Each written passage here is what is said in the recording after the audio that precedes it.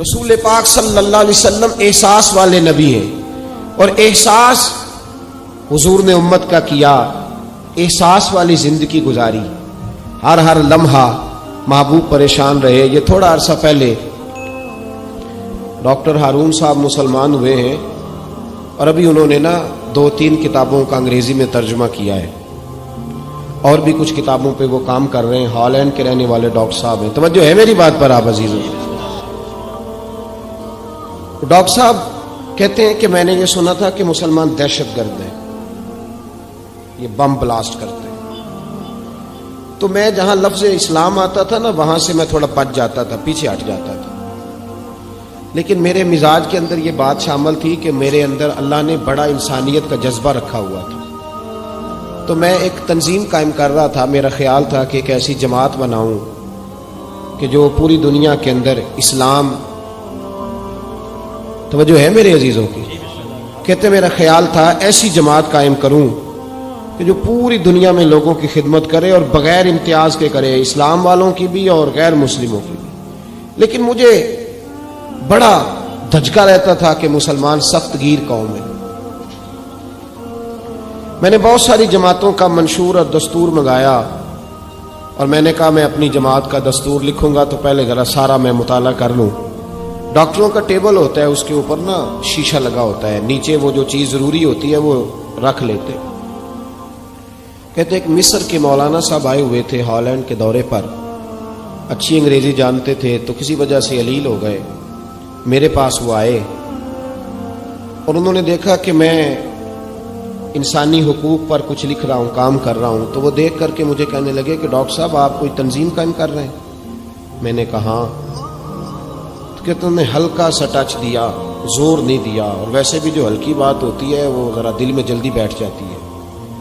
کہتے ہیں ہلکا سا ٹچ دیا، کہنے لگے اگر کبھی موقع ملے تو میرے نبی پاک کی بھی سیرت پڑھ کے دیکھیں، بس ہلکی سی بات، اور وہ جملہ چھوڑ گئے۔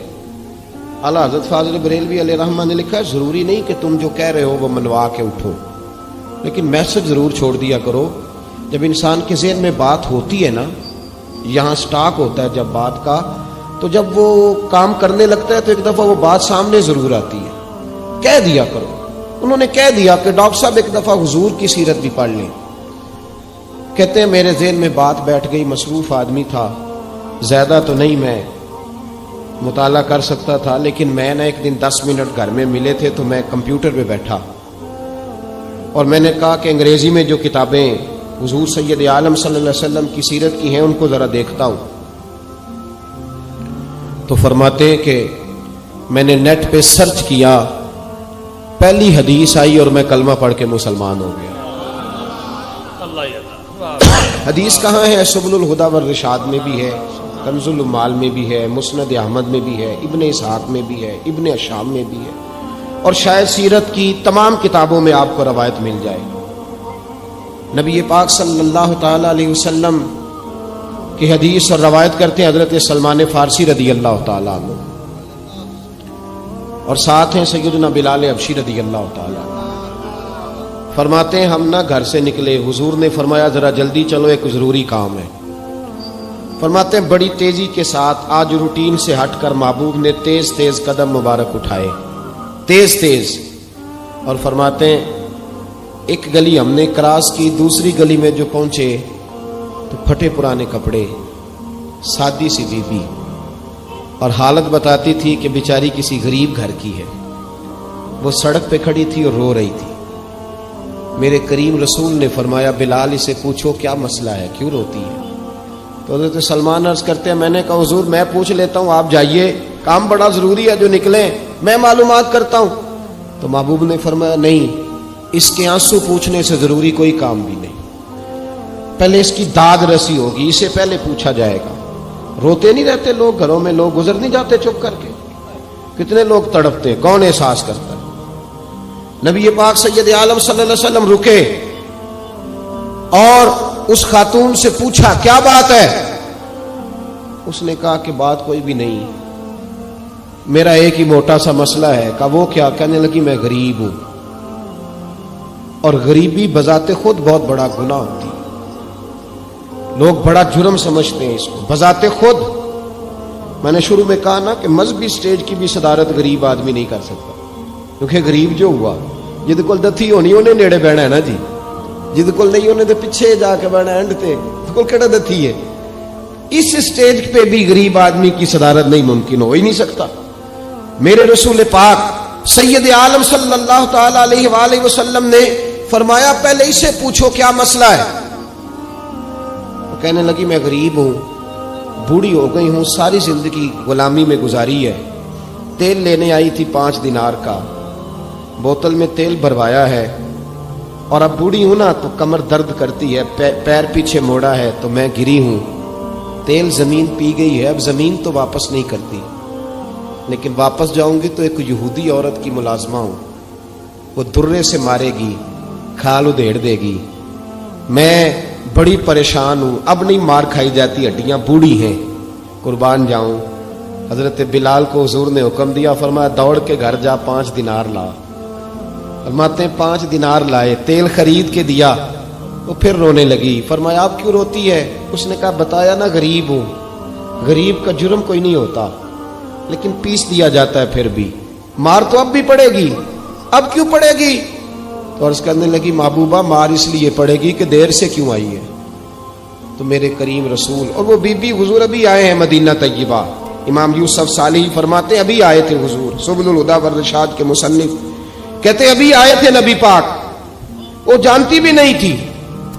تو سید عالم صلی اللہ تعالی علیہ وسلم نے فرمایا اچھا مار پڑے گی؟ کہا ہاں۔ او بھائی کونسلر جو کل آپ کو کہہ رہا تھا نا میں آپ کا خادم ہوں، کونسلر بے گناہ، بلکہ ہمارے SHO صاحب اگر چودھری پہ پرچہ آ جائے تو اس کو ٹیلی فون کر کے پوچھتے ہیں صاحب جی تہاڈے خلاف درخواست آئی ہے، کی کرنا ہے؟ تو غریب آدمی بیچارہ، اس کی غلطی یہ تھی کہ وہ غریب تھا تو اس نے ریڑھی لگا لی چوک میں، اس کو دبوچ کے لے گئے، تینوں پتہ نہیں ایتھے نہیں کھلوئی دا، تو اس کے پاس کل انویسٹمنٹ ہی 5000 تھی، سارا لے گئے۔ پھر وہ کونسلر صاحب کے پاس چلا گیا، سر میرے نال چلے آ جائے ذرا، میں تھانے جانا ہے۔ انہوں نے کہا گڈی کرائی آ، پیسے ہے نہیں ایویں تھانے جائیدا ہے۔ اب وہ گاڑی لایا ہے، پتہ نہیں کہاں سے لایا ہے، تھانے پہنچا ہے، اور یہ ہے ہمارا حال کہ وہ SHO بھی بیٹھا ہے کرسی پہ اور کونسلر بھی کرسی پہ بیٹھا اور وہ غریب پیروں میں بیٹھا ہے اور ہاتھ باندھ کے کہہ رہا میری ریڑھی دے چھڈو، میریاں 4 دھیاں نے تو میں شامی کھانا کھڑنا ہے۔ کدھر گیا امت کا وہ ذوق؟ ساری زندگی نعتیں سننے والوں بتاؤ تو صحیح نعت نے تاثیر کیا دی ہے روح؟ اگر ابھی بھی گھاڑی غریب کے پاس کھڑی نہیں ہوتی تو پھر کیا اثر ہوا ساری زندگی نعت سننے کا؟ میرے مصطفیٰ کریم سید عالم صلی اللہ تعالی علیہ وسلم نے فرمایا اس خاتون سے یہاں کونسلر ساتھ نہیں جاتا، کہتا ہے کر دیا ٹیلی فون، سویرے 9 بجے پہنچ جانا۔ پر کائنات کی سب سے معزز شخصیت حضرت سیدنا بلال حبشی رضی اللہ تعالیٰ عنہ فرماتے ہیں میرے نبی پاک نے فرمایا بی بی چل میں تیرے ساتھ چلتا ہوں، گویا اللہ کی ساری رحمتیں اس کے ساتھ ساتھ چلنے لگی۔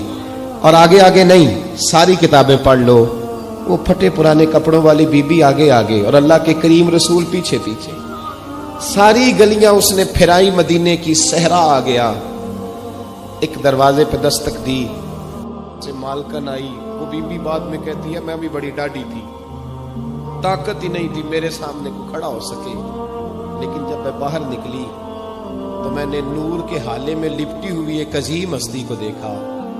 فرماتے محبوب کے گورے چٹے رنگ کے اوپر کالی زلفیں اور محبوب پاک کی مقدس آنکھیں جب تک بات کرتے رہے نظریں زمین پہ جھکی رہی۔ شرم و حیا والے رسول نے بڑے میٹھے، بڑے دھیمے، بڑے خوبصورت لہجے میں کہا، بریلی کے امام فرماتے ہیں نیچی نظروں کی شرم و حیا پہ درود، بڑے دھیمے لہجے میں فرمایا تیری نوکرانی ہے تیری؟ عورت کہتی ہے میں تو حضور کے جلووں میں محو ہو گئی کہ سادگی میں اتنا حسن میں نے دیکھا ہی نہیں، تیری نوکرانی ہے؟ کہا ہاں۔ تو میرے محبوب نے فرمایا بیچاری کی غلطی کوئی نہیں، اسے مارنا نا، اس سے تیل گر گیا تھا، نیا خریدتے دیر ہو گئی، رو رہی تھی تو میں سفارش کرنے آیا ہوں۔ وہ خاتون کہتی ہے کسی کی نہیں مانی تھی، پر محبوب کے جملوں میں تاثیر اتنی تھی، ککھ سواد نہیں مشری اندر، اساں کھنڈا بھی چکھ ڈٹھیاں، انہاں ساریاں شیواں نالوں گلاں سجن دیاں مٹھیاں، فرماتے ہیں نبی پاک صلی اللہ تعالی علیہ وآلہ وسلم نے فرمایا کچھ نہ کہنا.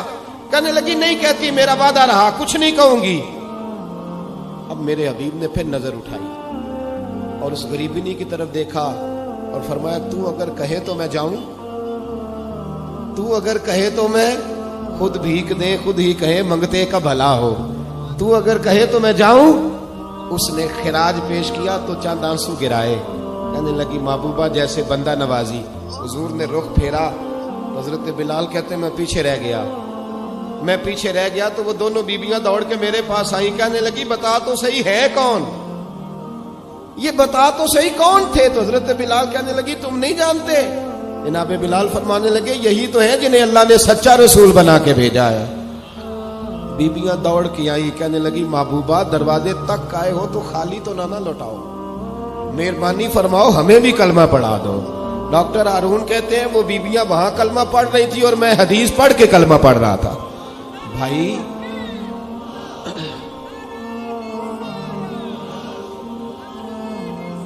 اگر دولت احساس ہے نا پھر تو زندہ ہے. جو زندہ ہوتا ہے اس میں لچک ہوتی ہے، جو مر جاتا ہے وہ اکڑ جاتا ہے. اگر زندگی ہے تو پھر احساس ہونا چاہیے. اگر تیرے اندر زندگی ہے تو پھر احساس ہے، اور اگر تیرے اندر احساس نہیں رہا نا تو پھر زندگی زندہ دلی کا نام ہے.